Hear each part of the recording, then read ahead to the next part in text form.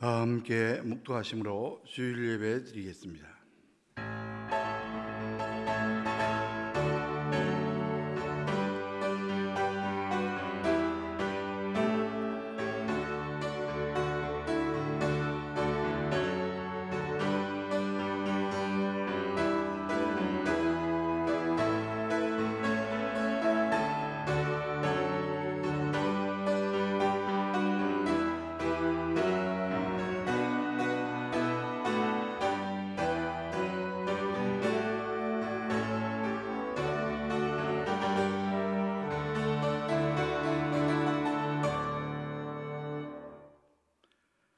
하나님은 영이시니 예배하는 자가 영과 진리로 예배할지니라. 세상 만물을 창조하시고 지금도 섭리하시는 삼일체 하나님께 찬송과 영광과 존귀를 돌려옵나이다. 지난 한 주간도 부족한 저희들을 인도하여 주시고 오늘 이 시간 어버이 주일을 맞이하여 하나님의 집에 나와 예배드리게 하심을 진심으로 감사드립니다. 오랜 가정의 달이 오니 성도들의 가정에 복을 다하사 자녀들이 후손들이 믿음 안에 잘 자라게 축복하여 주시옵소서. 오늘은 우리를 낳으시고 길러주신 부모님의 은혜를 다시 한번 마음에 새기는 어버이 주일이기도 합니다. 어버이가 아직 이 땅에 살아있는 자녀들에게는 오늘의 예배를 통해 부모 공경의 일을 깨닫게 하시고, 어버이가 이미 이 땅에 존재하지 않는 자녀들에게는 하늘의 위로와 소망을 경험하는 시간이 되게 하여 주시옵소서. 한평생을 자녀를 위하여 기도하며 믿음으로 양육하는 우리의 어버이들에게 더욱 크신 위로와 사랑을 베풀어 주시옵소서. 예수 그리스도의 이름으로 간절히 기원하옵나이다. 아멘. 모두 일어나셔서 1장 찬송을 드리겠습니다.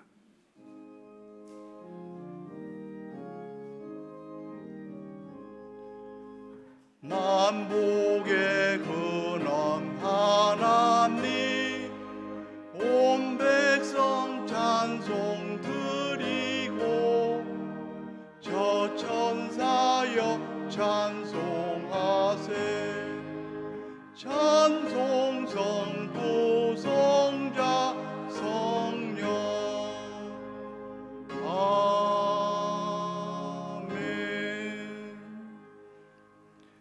교동문은 제98번 어버이 주일입니다. 함께 교독하시겠습니다. 내 부모를 공경하라.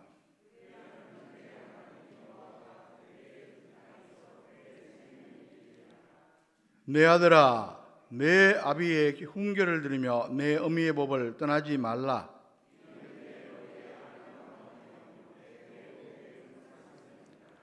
너를 낳은 아비에게 청종하고 내 늙은 어미를 경히 여기지 말지니라.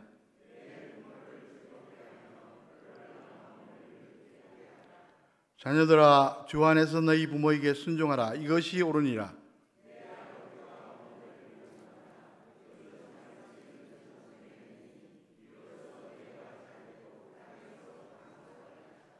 아멘. 기도하겠습니다. 이제 하나님과 나만이 아는 죄를 참회하며 기도드립니다.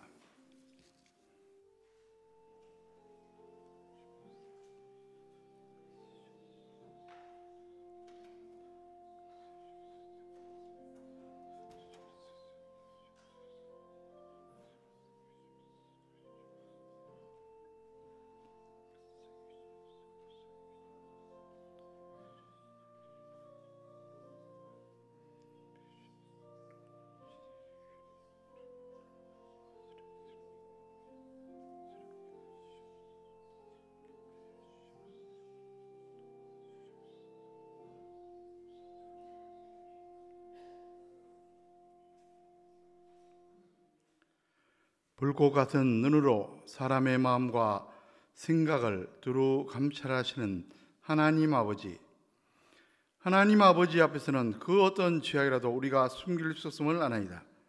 저희들을 낳으시고 길러주신 부모님의 일을 망간 채 이제는 늙고 나에게 진 부모님을 외면하면서 살아왔습니다.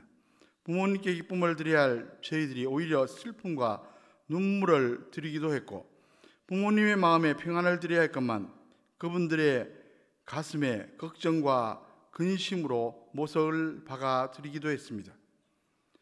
하나님과 신앙생활을 핑계삼아 고르반을 외치며 마땅히 부모님께 드려야 할 효를 다하지 못했습니다. 주님, 저희의 부족하고 어리석은 마음을 다 용서하여 주시옵소서. 저희들에게 새 마음을 주셔서 이제부터는 진정으로 부모님을 공경함으로 복된 길을 걷게 하여 주시옵소서. 예수님의 이름으로 이 참여하는 기도를 드리옵나이다. 아멘. 만일 우리가 우리 죄를 자백하면 그는 미쁘시고 의로우사 우리 죄를 사하시며 우리를 모든 불의에서 깨끗하게 하실 것이요 그런즉 누구든지 그리스도 안에 있으면 새로운 피조물이라 이전 것은 지나갔으니 보라 새 것이 되었도다. 아멘. 사도신경으로 신앙 고백하시겠습니다. 나는 전능하신 아버지 하나님 천지의 창조를 믿습니다. 나는 그의 유일하신 아들 우리 주 예수 그리스도를 믿습니다. 그는 성령으로 잉태되어 동정녀 마리아에게서 나시고 본디오 빌라도에게 고난을 받아 십자가에 못 박혀 죽으시고 장사된 지 사흘 만에 죽은 자 가운데서 다시 살아나셨으며 하늘에 오르시어 전능하신 아버지 하나님 우편에 앉아 계시다가 거기로부터 살아있는 자와 죽은 자를 심판하러 오십니다. 나는 성령을 믿으며 거룩한 공교회와 성도의 교제와 죄를 용서받는 것과 몸의 부활과 영생을 믿습니다. 아멘. 다 자리에 앉아서 찬송가 10장 전능왕 오셔서 찬송 드리겠습니다.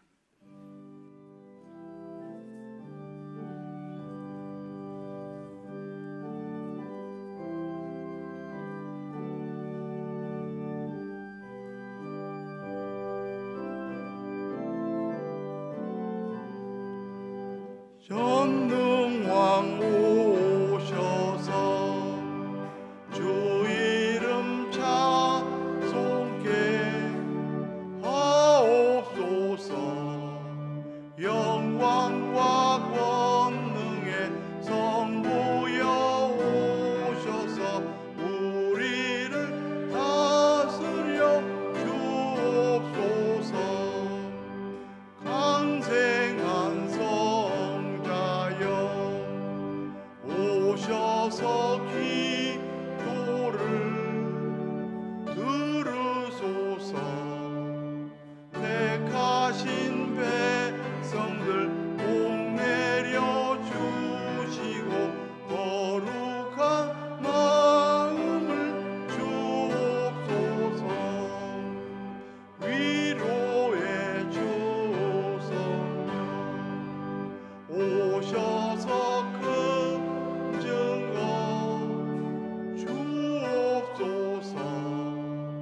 전능한 주시여 각 사람 마음에서 떠나지 마시고 계시소서. 성삼위일체께 한없는 찬송을 드립니다. 존귀한 주님을 영광 경배하고 영원히 모시게 하옵소서. 아멘.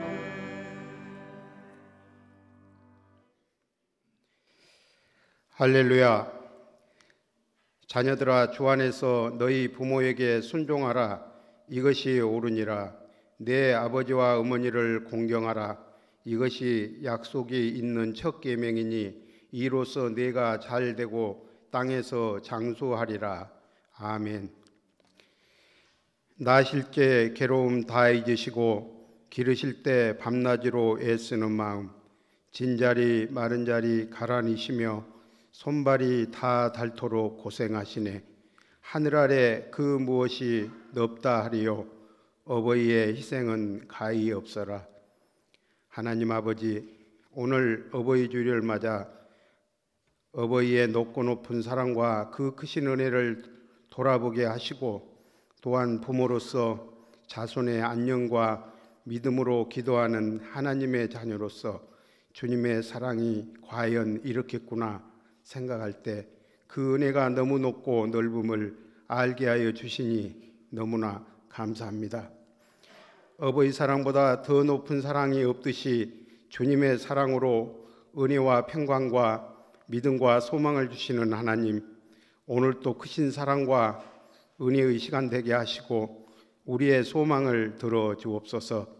무엇보다 중요한 것은 어버이 주일을 맞아 우리의 자손이 아브라함과 이삭과 야곱으로 이어지는 믿음의 유산을 대대손손 이어 나아갈 수 있도록 은혜를 허락하여 주셔서 피폐되어가는 세상 속에서도 중심을 잡고 주님의 믿음을 지켜나가는 가정들 되게 하여 주옵소서. 오늘의 모든 믿음의 가정들이 하나님께서 우리를 사랑하신 것처럼 부모와 자녀가 서로 사랑하고 신뢰하며 진심을 바탕으로 소통할 수 있는 화목한 가정 되기를 원합니다. 그래서 우리가 살고 있는 이 세상의 모든 가정들이 작은 천국이 될 수 있음을 우리 모두 알게 하여 주시옵소서. 이루게 하여 주옵소서. 부모를 공경하는 마음이, 자녀를 사랑하는 마음이 예수께서 하나님 아버지를 사랑하는 마음과 우리가 하나님을 사랑하는 마음이 같을 수 있도록 인도하여 주시옵고, 우리 자녀들이 부모에게 받았던 커다란 사랑과 축복이 또 후손들에게 그 사랑과 축복으로 물려줄 수 있는 따뜻한 희망의 장안의 가정이 다 될 수 있도록 인도하여 주시옵소서. 하나님 아버지, 우리가 부르짖을 때 응답하시는 하나님을 믿습니다. 여호와는 죽이기도 하시고 살리기도 하시며 가난하게도 하시고 부하게도 하시며 낮추기도 하시고 높이기도 하시는도다. 여호와 하나님, 어려움 속에서도 주의 일을 마다 않고 알게 모르게 봉사하는 손길과 모든 주의 백성들에게 힘을 주시며 능력도 주시어 참고 견디는 인내도 허락하사 모든 일에 열쇠를 쥐고 계신 하나님만을 의지합니다. 지혜로 난국을 헤쳐나가게 하여 주옵소서. 코로나19를 진정시키기 위하여 맨 앞에서 뛰고 있는 방역 당국에 지혜와 능력을 주시어 최선의 방역이 이루어지도록 도와주옵소서. 온 나라가 다 함께 힘을 모아 어려운 시기를 도와가며 협조하며 이겨낼 수 있게 하여 주옵소서. 이 나라의 위정자들이 정신을 차리고 깨어나 새로운 국회는 정쟁을 벌이고 공의의 길로 들어서게 하여 주셔서 이 땅의 모든 백성이 코로나19로 인한 피해가 최소화되도록 주의 손으로 저들을 잠재워 주시고 주의 품에 안아 주옵소서. 어서 빨리 사태가 진정되어 이 땅의 모든 백성들이 자신의 위치를 되찾게 하여 주옵소서. 이 난국을 속히 벗어나 더욱 하나님 앞에 겸손하게 나아가며 서로 더욱 사랑하게 하옵소서. 오늘 또 하나님이 주신 생명의 말씀을 들고 전하실 목사님 강건케 하고 말씀 위에 성령이 충만케 하시며 말씀 받는 우리 성도님들 세상의 염려 근심 걱정 다 떨쳐버리고 말씀에 귀를 기울이게 하여 주옵소서. 하나님께서 나에게 들려주시는 세미한 음성까지도 듣고 우리의 삶에 적용하는 귀하고 복된 시간 되게 하여 주옵소서. 받은 은혜 하나라도 떨어뜨리지 아니하고 새 힘을 얻어 모든 일들이 하나님의 영광을 위하여 쓰여질 수 있기를 간절히 소원하며 기도합니다. 평생을 우리 교회를 위해 기도하시는 연로하신 원로 은퇴 장로님과 집사님, 권사님들의 건강을 지켜주시고 주님 오시는 날까지, 주님 나라에 가는 날까지 강건케 하여 주옵소서. 원치 않은 갖가지 병으로 병상에서 가정에서 안타깝게 신음하며 아파하는 성도들 어떠한 모양으로든지 하나님께서 살펴주시고 예수님의 그 거룩하신 손으로 완수하여 주시옵소서. 하루속히 치료받고 나음받는 고침의 역사가 있기를 간절히 소원하며 주님께서 원하시는 뜻대로 편안하게 하옵소서. 오늘 또 하나님 앞에 온전한 예배를 드리기 위하여 여러 가지로 헌신하고 봉사하는 손길들을 위로하시고 보이지 않는 곳에서의 수고를 우리 주님 갚아 주시옵소서. 우리 모두가 믿음의 그릇을 넓게 가지고 말씀에 순종하여 하늘 창고의 보화를 가득 쌓는 모든 성도님들 되시기를 간절히 소원하며 우리의 간절한 기도를 귀히 들으시는 살아계신 예수 그리스도의 이름으로 간절히 기도드리옵나이다. 아멘.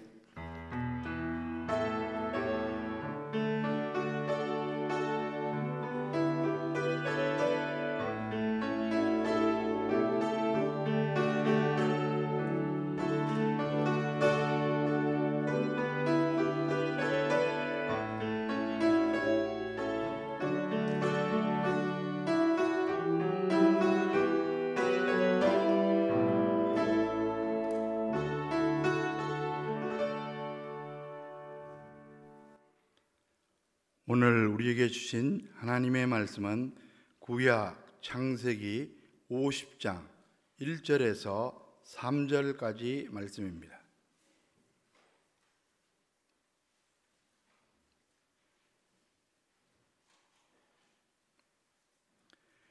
요셉이 그의 아버지 얼굴에 굽으려 울며 입맞추고 그 수종들은 의원에게 명하여 아버지의 몸을 향으로 처리하게 하매 의원이 이스라엘에게 그대로 하되 40일이 걸렸으니 향으로 처리하는 데는 이 날수가 걸림이며 애굽 사람들은 70일 동안 그를 위하여 곡하였더라. 아멘.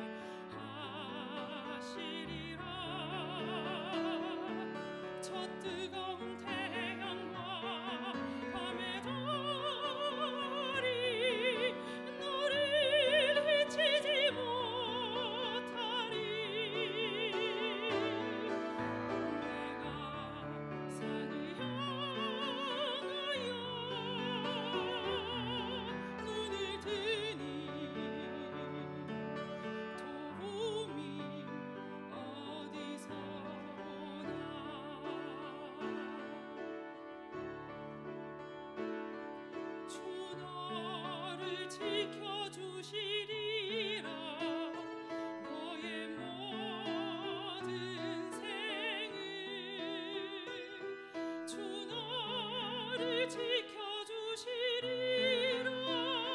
너의 모든 생을 주는 너의 출입을 지금부터 영원까지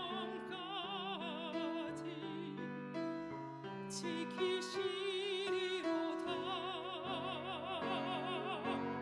우리 주 여호와가 너를 넘어지지 않게 하시리라.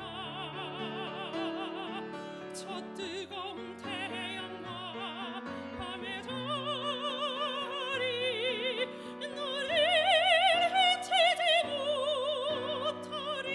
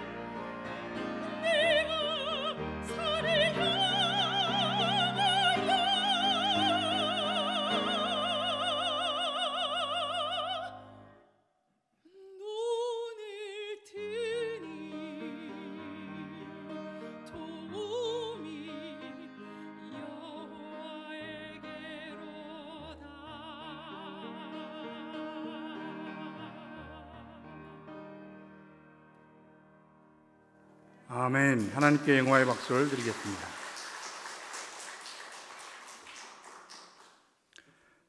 다시 한번 기도드리겠습니다. 아름답고 신령한 우리의 찬양을 흠양하신 하나님 아버지, 이 시간 저희들에게 말씀하여 주시옵소서. 말씀을 감히 대언하는 자, 말씀을 받는 자들 같은 성령님께서 주관하여 주시옵소서. 예수 그리스도의 이름으로 간절히 기도하옵나이다. 아멘. 5월은 가정의 달입니다. 이런 말이 있습니다. 고린도전서 13장 13절을 패러디한 말입니다. 직장, 교회, 가정, 이 세 가지는 항상 있을 것인데 그 중에 제일은 가정이라. 그렇습니다. 가정의 중요성은 아무리 강조하고 강조해도 지나침이 없습니다. 우리는 각자 가정에서 태어나 가정에서 성장하고 장성한 후에는 독립해서 새 가정을 이룹니다. 우리는 누군가의 자녀이고 또 누군가의 부모가 됩니다. 일생토록 가정을 떠날 수 없습니다. 그러니까 가정이 좋아야 인생도 행복할 수가 있다는 말입니다. 그런 점에서 좋은 가정을 이루는 것은 일생일대의 중요한 일입니다. 특별히 하나님께서는 최초의 가정을 에덴 동산에 두셨습니다. 그것은 모든 게 풍성했습니다. 금과 보석이 가득하고 사방에 강물이 흐르고 각종 나무에서 열매가 많이 열렸습니다. 무엇보다 아담과 여자는 하나님과 함께했습니다. 그들은 육신도 영혼도 만족하고 기뻤습니다. 문자 그대로 에덴 동산입니다. 여러분, 에덴은 기쁨이라는 뜻을 가지고 있습니다. 에덴 동산은 곧 낙원입니다. 그런데 안타깝게도 아담과 여자는 뱀, 그 속에 들어가 역사한 사단의 유혹에 넘어가 하나님의 말씀을 어깁니다. 그 결과 죄책감과 수침에 무화과 나무 잎 치마로 가립니다. 하나님이 찾으시는데 두려워서 숨어버립니다. 육신은 살아있지만 하나님과 단절된 영적 사망의 상태입니다. 결국 에덴 동산에서 추방됩니다. 이렇게 해서 인간은 에덴 동산 그 귀중한 낙원을 상실하고 말았습니다. 그 후에는 하나님과의 관계가 계속 단절되므로 참된 기쁨을 상실합니다. 더 나아가 인간 관계에서 갈등과 고통을 당합니다. 아담은 아내를 자신의 갈빗대로 여기며 이는 내 뼈 중에 뼈요 살 중에 살이라고 사랑의 고백을 했건만 이제는 모든 잘못을 그녀에게 전가시켰습니다.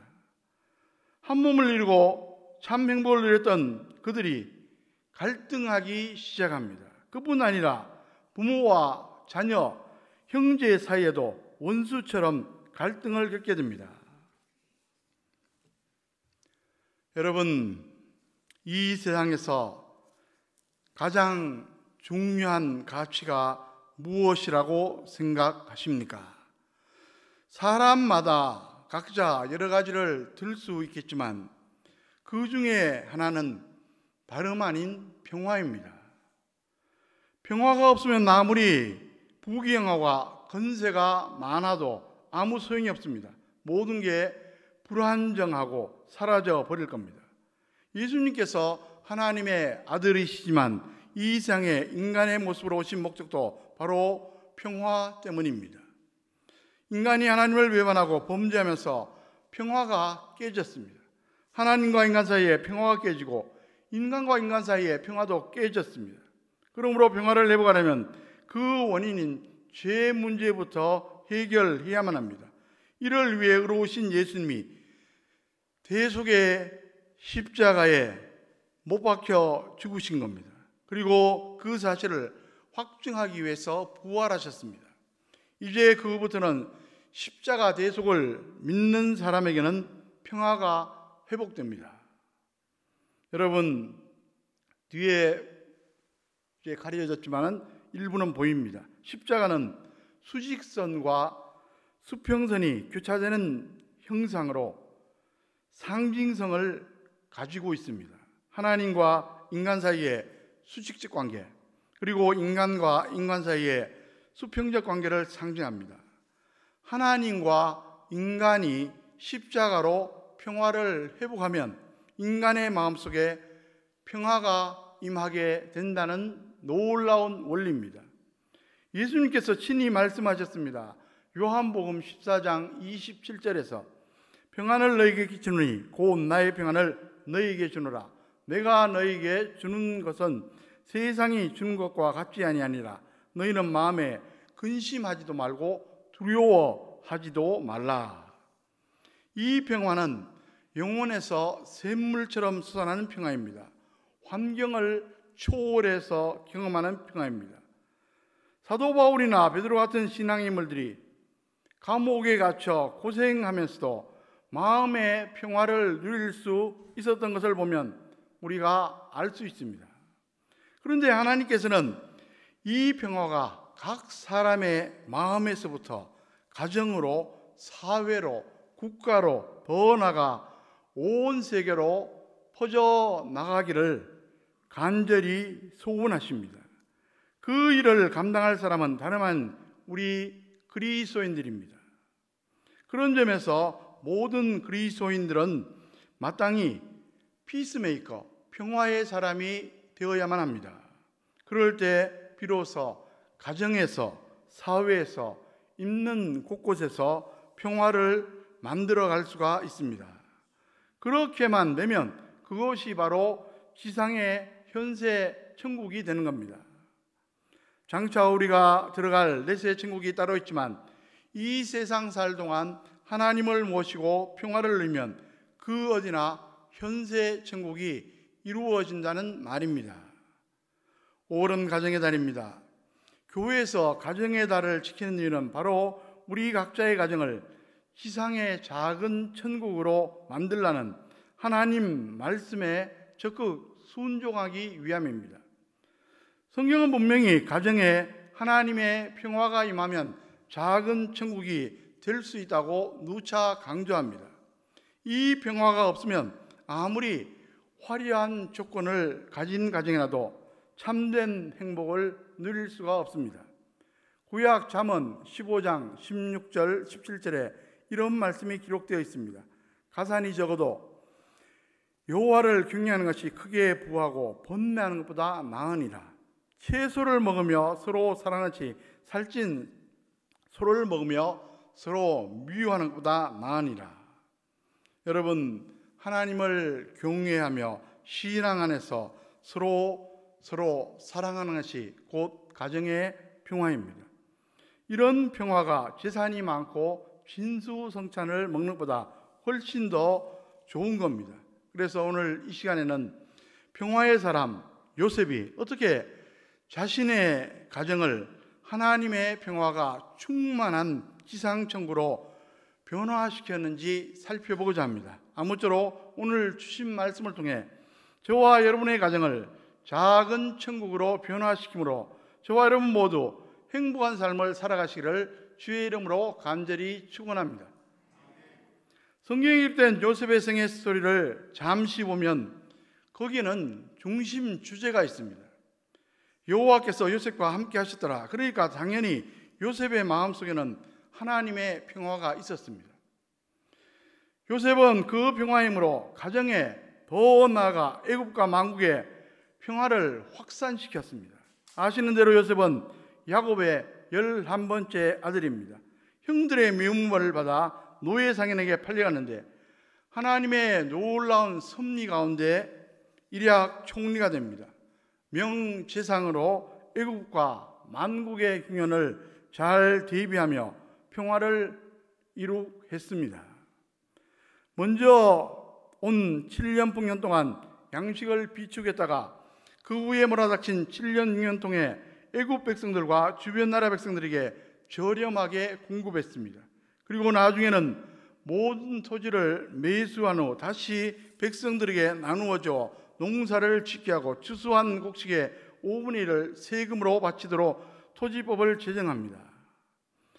당시 바로 왕은 나라를 통치하기 좋고 백성들은 안정되게 농사를 지어서 좋은 윈윈 정책이었습니다. 이렇게 해서 요셉은 바로 왕의 총애도 받고 백성들의 존경도 한몸에 받을 수 있었습니다.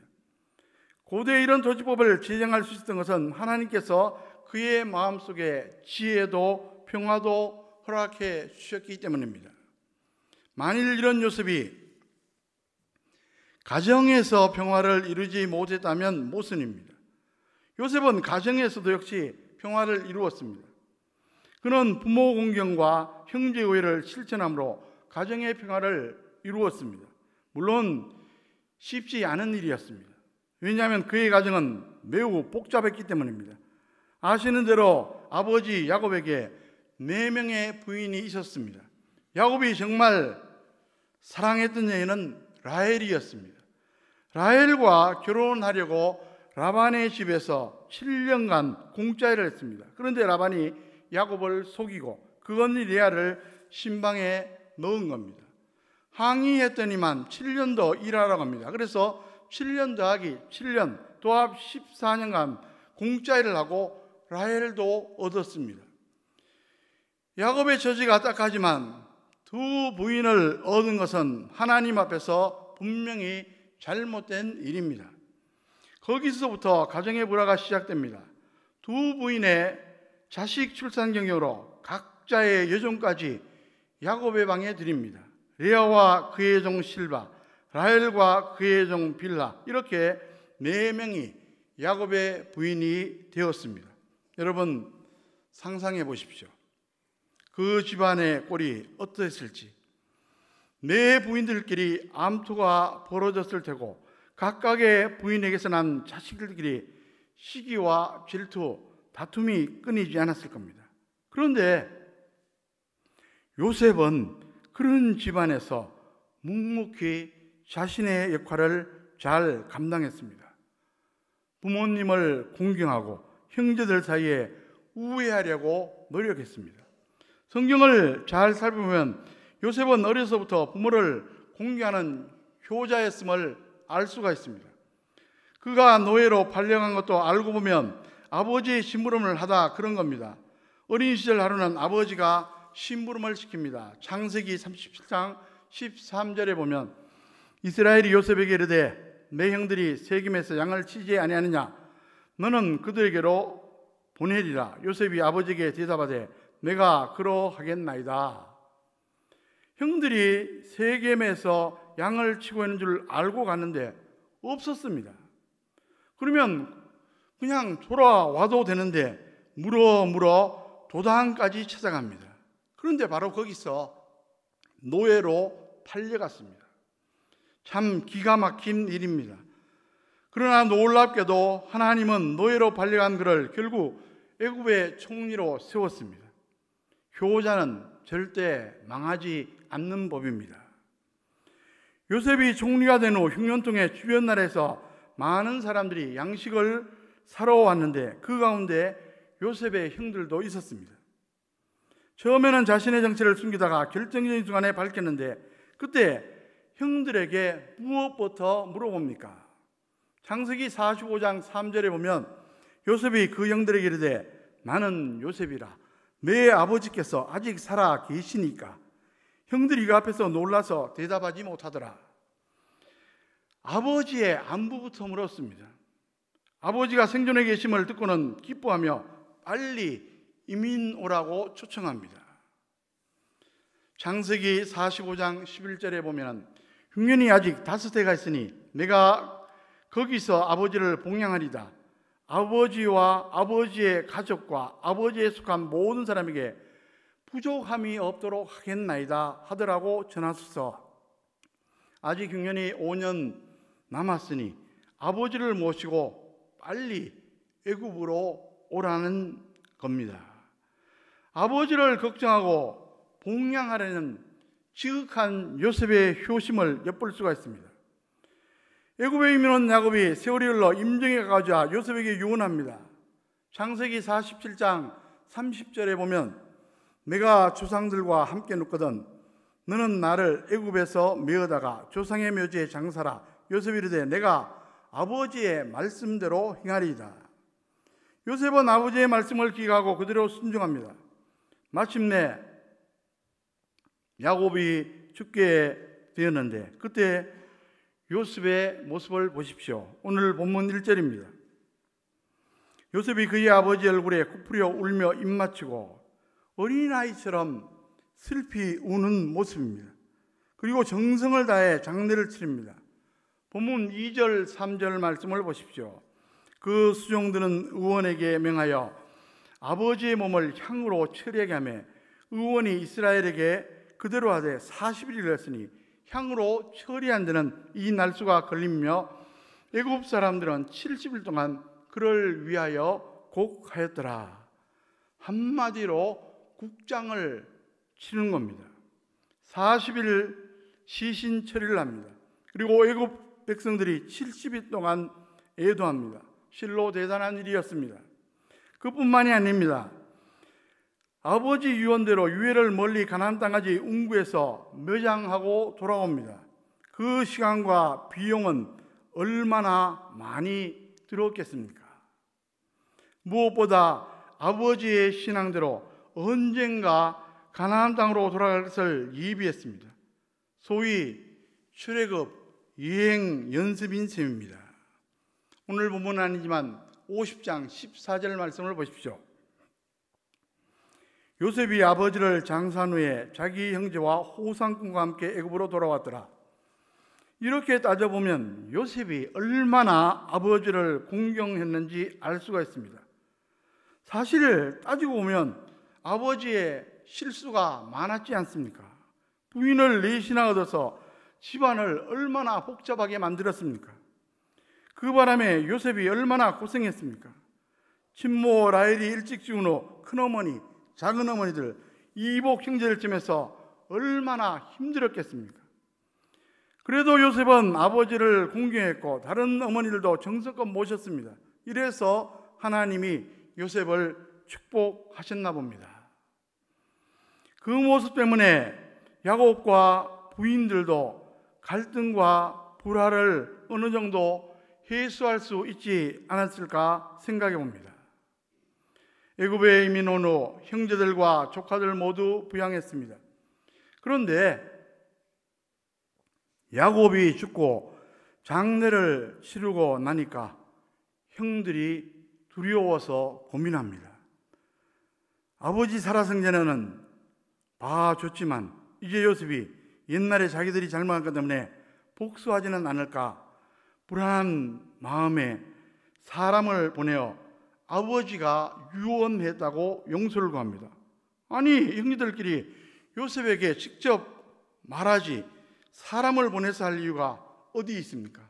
너무나 두려운 나머지 그랬던 겁니다. 그 소리를 듣고 요셉이 눈물을 흘립니다.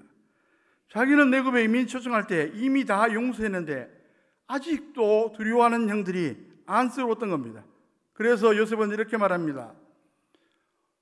50장 20절로 21절 말씀을 한번 보십시오. 당신들은 나를 해하려 했으나 하나님은 그것을 선으로 바꾸사 오늘과 같이 많은 백성의 생명을 구원하게 하시려 하신다니 당신들은 두려워하지 마소서. 내가 당신들과 당신들의 자녀를 기리다 하고 그들을 간구한 말로 위로하였더라. 형들이 잘못한 게 맞지만 중요한 것은 하나님께서 다 좋게 바꾸셨다는 겁니다. 모든 것이 합력하여 선을 이루시는 섭리를 믿는 신앙 고백입니다. 그 결과 이렇게 많은 생명을 구원했는데 뭘 걱정하느냐고 오히려 위로합니다. 그리고 앞으로도 형제들과 조카들 이스라엘 권속 모두를 부양하겠다고 약속합니다. 여러분, 가족은 이렇게 당연히 서로 사랑해야 마땅한 관계입니다. 하지만 현실은 그렇지 않습니다. 우리 모두가 죄인이기 때문에 마음은 그렇지 않은데 살다 보면 서로 상처를 주고받고 갈등과 다툼이 생깁니다. 먼저 하나님을 믿고 용서의 은혜를 받은 사람이 다른 사람을 용서해야 합니다. 그것이 바른 신앙입니다. 그래서 에베소서 4장 32절에서 바울은 이렇게 권면합니다. 서로 친절하게 하며 불쌍히 여기며 서로 용서하기를 하나님이 그리스도 안에서 너희를 용서하심과 같이 하라. 더 나아가 용서를 넘어 사랑을 베풀어야 합니다. 아니, 용서도 어려운데 사랑까지. 너무 힘들지만, 아니 불가능해 보이지만 하나님의 사랑을 충분히 경험했다면 당연히 해야 되고 또 할 수 있습니다. 그래서 사도 요한은 이렇게 증거합니다. 요한일서 4장 19절 20절에서 우리가 사랑하면 그가 먼저 우리를 사랑하셨습니다. 누군지 하나님을 사랑하노라고 그 형제를 미워하면 이는 거짓말하는 자니 보는 바 그 형제를 사랑하지 않는 자는 보지 못하는 바 하나님을 사랑할 수 없느니라. 이런 말씀으로 판단해 보건대 요셉은 참된 신앙의 사람입니다. 그 한 사람이 가정에서 용서와 사랑을 실천할 때 그 가정이 모든 상처를 치유받고 회복되었습니다. 요셉 때문에 그 가정이 지상의 작은 천국으로 변화될 수 있었단 말입니다. 그렇습니다. 평화의 사람이 한 사람이라도 있으면 그 한 사람 때문에 가정이 작은 천국이 될 수 있습니다. 물론 쉽지만은 않습니다. 하지만 하나님께서 그를 기뻐하시고 함께해 주십니다. 예수님께서 이런 말씀을 하신 적이 있습니다. 요한복음 12장 24절에 내가 진실로 진실로 너희에게 이르노니 하나의 밀이 땅에 떨어져 죽지 않으면 하나를 그대로 있고 죽으면 많은 열매를 맺느니라. 하나의 밀알처럼 한 사람이 신앙으로 희생하면서 솔선수범하면 좋은 결과가 나타날 수 있습니다. 하나님께서 함께해 주시면 얼마든지 가능한 일입니다. 어느 중년 남자의 실제 이야기입니다. 어린 시절 아버지가 가족들에게 폭군처럼 대해서 어머니도 자녀들도 많은 상처를 입었습니다. 그래서 항상 아버지에게 반감이 있었고 너무 화가 날 때는 커서 반드시 복수하리라 마음먹은 적도 있었습니다.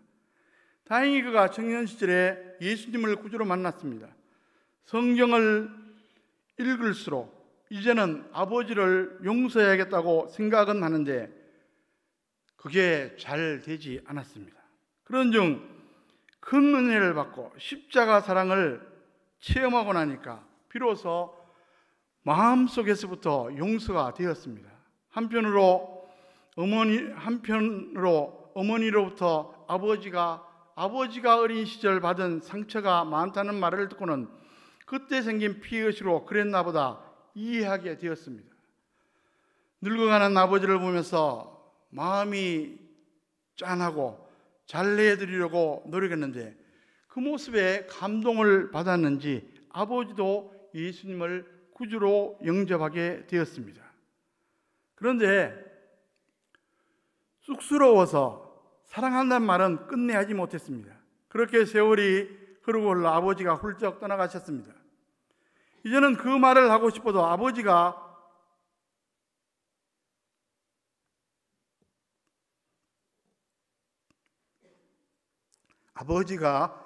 계시잖아. 어버이날, 어버이 주일이 될 때마다 괴롭다고 말합니다.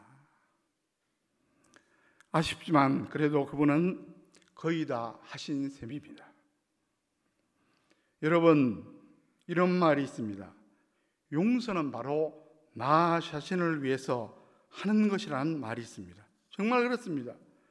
용서하지 못하면 상대방이 괴로운 게 아니라 내가 괴로운 겁니다. 하지만 생각처럼 이게 잘 되지 않습니다. 사실은 인간으로서 불가능한 일이기도 합니다. 그래서 십자가를 경험한 자만이 가능합니다. 주님께서 나를 얼마나 사랑하고 용서하셨는지 그것을 알아야 할 수 있습니다. 그래서 또 이런 말도 있습니다. 악한 사람은 복수하고 강한 사람은 용서하고 현명한 사람은 무시한다. 용서하지 못하는 것은 우리가 약해서 그런 겁니다. 그러므로 주님의 용서와 사랑의 힘을 잊고 강해져야 합니다. 무시하는 것도 한 방법이지만 가족은 무시할 수 없는 존재입니다. 그러므로 우리는 하나님의 사랑으로 강해지는 수밖에 없습니다. 그렇다면 이제 하나님 말씀에 순종하는 결단을 해야 합니다. 성경은 누누이 말합니다. 로마서 12장 18절 21절에 할 수 있거든 너희로서는 모든 사람과 더불어 화목하라. 악에게 지지 말고 선으로 악을 이기라. 이 말씀대로 용서하고 사랑할 때 하나님께서 주시는 은혜가 있습니다. 히브리서 12장 14절에 모든 사람과 더불어 화평함과 거룩함을 따르라. 이것이 없이는 아무도 주를 보지 못하리라. 다른 사람과 평화를 이룰 때 하나님을 볼 수 있다는 말입니다. 다른 사람과의 관계가 평화로울 때 하나님과의 관계도 좋아지고 풍성한 은혜를 경험할 수 있다는 말입니다. 예수님께서 제단에 예물을 드리다가 다른 사람과 맺힌 게 있으면 먼저 가서 풀고라고 마태복음 5장 23절 24절에서 귀한 말씀을 주셨습니다. 그럴 때 비로소 하나님과의 관계도 원만해집니다. 예배도 기도도 이웃과의 관계가 막히면 상달되지 않습니다. 예수님께서 팔복 가운데 하신 7번째 말씀도 비슷한 내용입니다. 마태복음 5장 9절에 화평하게 하는 자는 복이 있나니 그들이 하나님의 아들이라 일컬음을 받을 것이며. 여러분, 성경에 보면 요셉과 반대의 모습을 보인 인물이 있습니다. 다윗의 아들 압살롬입니다. 사무엘하 13장부터 18장에 나오는 내용입니다. 그의 누이 다말이 이복형 암논에게 성폭행을 당하자 원한을 품게 됩니다. 아버지 다윗이 야단이라도 치고 다스려야 하는데 전혀 그렇지 않으니까 더욱더 화가 났습니다. 기회를 엿보던 압살롬이 결국 암논을 살해합니다. 그 후 그술로 도망쳐 3년간 피신해 있다가 돌아왔는데 아버지에 대한 원한이 커졌습니다. 마침내 모반을 일으켜 아버지를 왕위에서 쫓아냅니다. 하지만 하나님은 그런 인간을 방치하지 않으십니다. 정bun과 전투 중에 노새를 타고 달리다 머리카락이 상수리 나무에 걸려 매달려 있다가 죽임을 당합니다. 아버지 다윗의 가슴에 대못을 받고 말았습니다. 얼마나 비참합니까? 사실 압살롬은 정말 잘난 사람입니다. 요즘으로 말하면 오빠 부대를 몰고 다닐 정도의 미남자였습니다. 그의 이름 압살롬은 또 어떻습니까? 압살롬은 아버지 하나님은 평화라는 뜻입니다. 그런데 왜 그렇게 되었습니까? 한마디로 말해서 용서하지 못해서 그런 겁니다. 자신의 인생도 마치고 그 가정도 망쳐버렸습니다. 만약 그가 요셉처럼 용서했다면 아마 그의 인생도 그의 가정도 분명히 달라졌을 겁니다. 정말 아쉬운 사건입니다.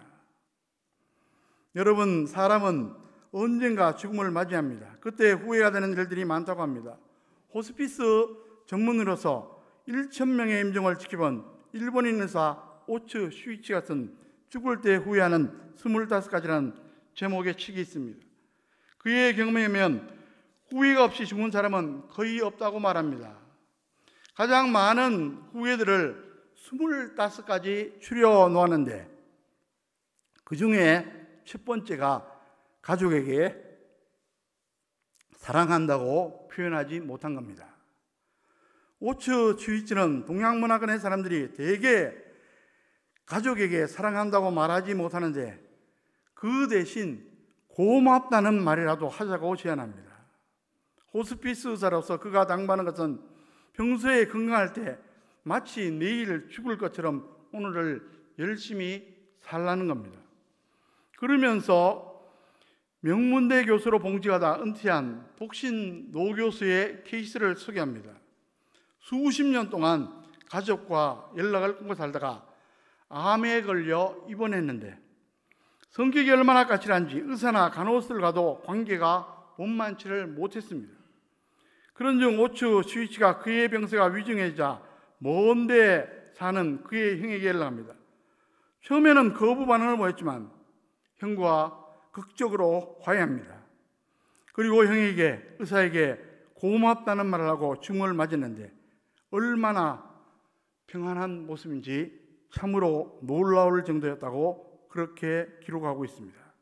이처럼 여러분, 가족과의 평화가 중요한데 그 중에 부모와 평화로운 관계를 갖는 것은 정말 중요합니다. 10계명 중에 인간 사이에 지킬 대임계명 중 첫 계명인 제5계명이 바로 부모 공경입니다. 그래서 사도 바울은 이렇게 강조하고 있습니다. 에베소서 6장 1절에서 3절에 보면 자녀들아 주 안에서 너희 부모에게 순종하라. 이것이 옳으니라. 내 아버지와 어머니를 공경하라. 이것이 약속 있는 첫 계명이니 이로써 내가 잘되고 땅에서 장수하리라. 10계명 중에서 유일하게 축복의 약속이 부록처럼 붙어있는 계명이 바로 이것입니다. 형통과 장수의 축복입니다. 여러분, 성경을 보면 요셉처럼 축복을 많이 받은 사람이 드문 것 같습니다. 그 이유가 무엇입니까? 여러 가지 중 빼놓을 수 없는 한 가지는 바로 가정의 평화를 이룬 것, 그 중에서도 부모를 공경한 것이 아니었나 생각이 되어집니다. 오늘 어버이 주일인데 저와 여러분 모두 요셉처럼 가정에서 평화의 사람이 되면 좋겠습니다. 특히 부모를 공경하는 그리스도인이 되면 더더욱 좋겠습니다. 그래서 요셉의 가정이 작은 천국으로 변화된 것처럼 저와 여러분들의 가정도 지상의 작은 천국이 되어 모두가 행복한 삶을 살아가시기를 주의 이름으로 간절히 축원합니다. 기도하겠습니다. 부족한 저희들의 아버지가 되시는 하나님의 은혜와 사랑하심에 감사와 영광을 돌립니다. 저희들에게 부모가 되게 하시고 또한 부모님을 허락하심도 진실로 감사드립니다. 믿음과 사랑으로 저희를 돌보신 부모님이 계셔서 저희들이 이렇게 신앙을 유지하며 살 수 있게 해주시니 감사합니다. 하지만 저희들은 부모님의 마음을 헤아리며 공경하고 순종하기보다는 자신의 형평만을, 정당성만을 취하며 부모님의 마음을 아프게 한 적이 많았음을 진실로 고백합니다. 다 용서하여 주시옵소서. 이제는 부모님의 늙어가는 모습을 바라보며 미래의 우리 모습을 인정하게 하시고 소외되지 않도록 모시는 일에 지혜를 허락하여 주시옵소서. 주님을 섬기는 마음으로 육신의 부모님께 효도하기를 힘쓰는 저희들이 되게 하여 주옵시고, 특별히 자녀 없이 외롭게 사시는 부모님들까지도 공경할 수 있는 넓은 효성을 주시옵소서. 특별히 가정을 위해서 다시 한번 간절히 기도합니다. 가정의 갈등이 해소되고 용서와 사랑과 관용으로 가정 천국도 이룰 수 있게 도와 주시옵소서. 예수 그리스도의 이름으로 간절히 기도하옵나이다. 아멘. 다 함께 찬송가 579장 어머니의 넓은 사랑 찬송 드리겠습니다.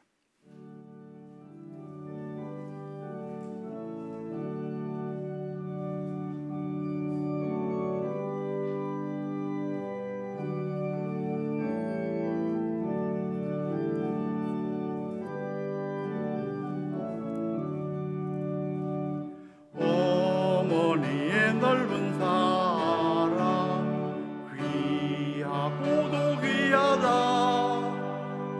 그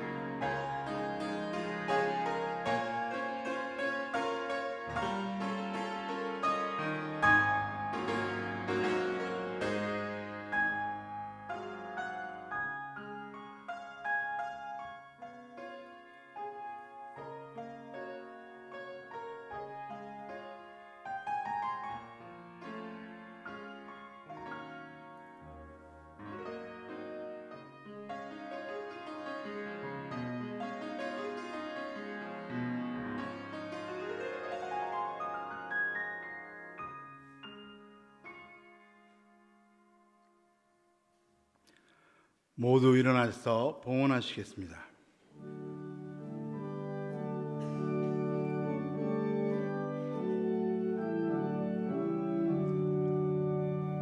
내게 있는 모든 것을 아낌없이 드리네.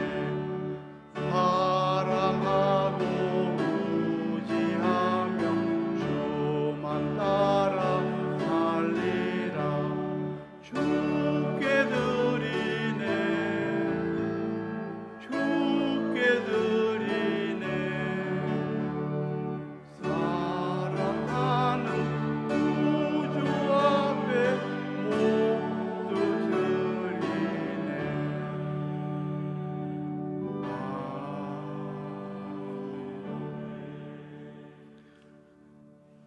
온 인류의 역사를 주관하시며 우리 한 사람 한 사람 생수와 복을 구체적으로 주관하시는 전능하신 하나님 아버지, 지난 한 주간의 삶도 보호하시고 인도하시고 오늘 이렇게 하나님의 집에 나와 예배드리게 하심을 진심으로 감사드립니다.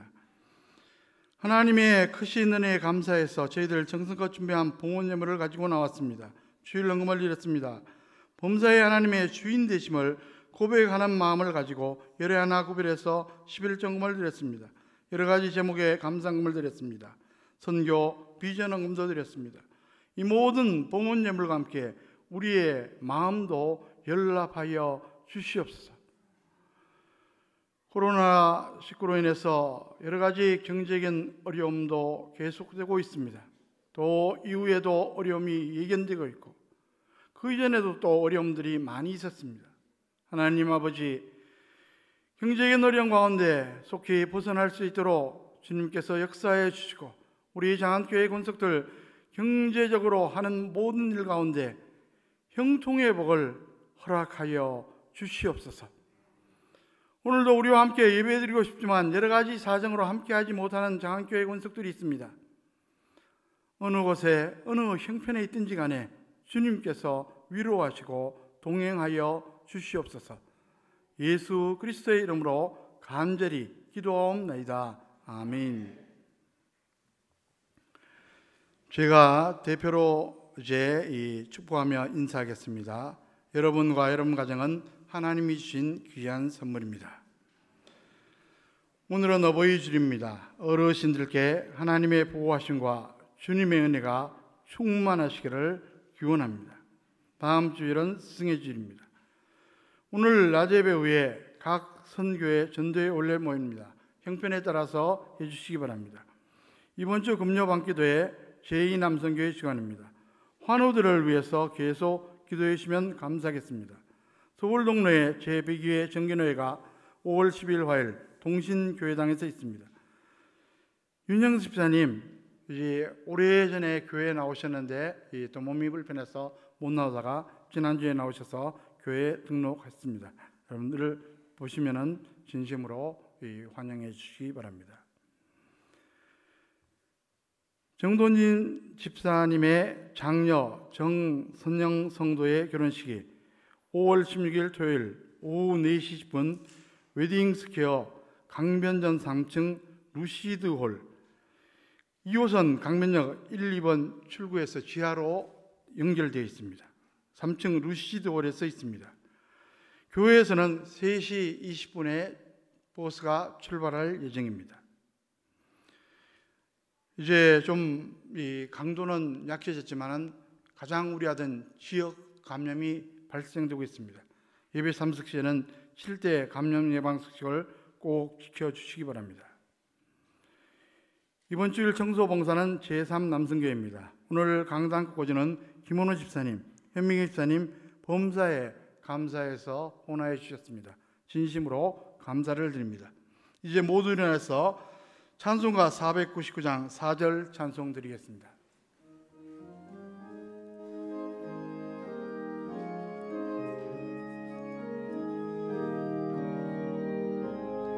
온전하마 우리 승리의 그날에 영광과 찬송 주께 드리네. 속죄함이 구원받았으니 기쁘게 할렐루야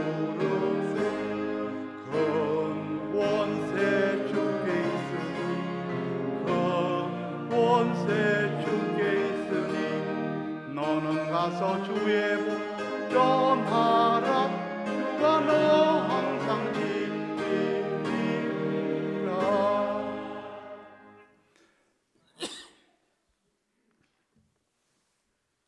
이제는 복의 근원 되신 우리 주 예수 그리스도의 은혜와 독생자를 십자가 희생의 제물로 삼아 우리를 죄와 사망 가운데서 건져 영원한 천국의 삶을 얻게 하신 하나님 아버지의 극진하신 사랑하심과 범사에 우리의 삶을 인도하시며 우리의 삶이 합력해서 선을 이루며 형통하도록 역사하시는 성령님의 교통하심과 충만하신 은혜가